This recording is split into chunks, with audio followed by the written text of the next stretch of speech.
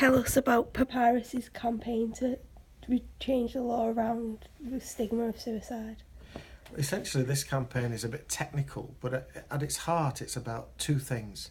It's about recognising the need to be honest about the numbers of people who end their lives, and at the moment, the numbers suggest that 6,500 people every year end their life, but actually, we think that number is far greater.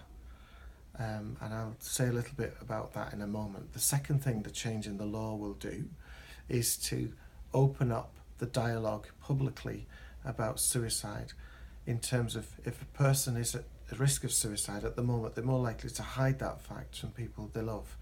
And actually, if we can dig into why they do that, part of why they do that is because we still give people the sense that this is a criminal thing. In 1961, suicide was decriminalised, but we still use language like committing suicide.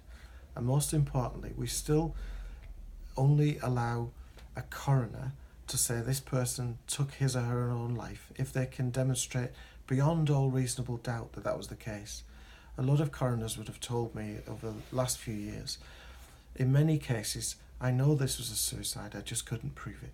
So if we can change the law, it will mean that the coroner can say, on the basis of my investigation, it is much more likely that this person ended his or her own life than something else having happened to them.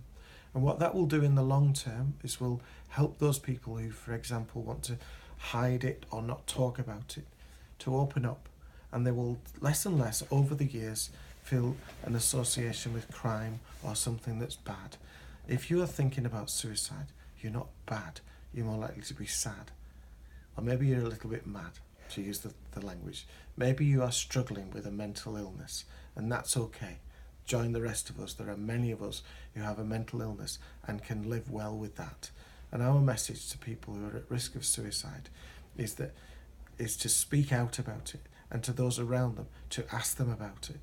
But our campaign is a long game to make sure that in future generations we no longer do what my generation does, which is, in spite of me living 50 years after the 1961 Act, we still connect suicide with crime. And that's something that we need to change our game on.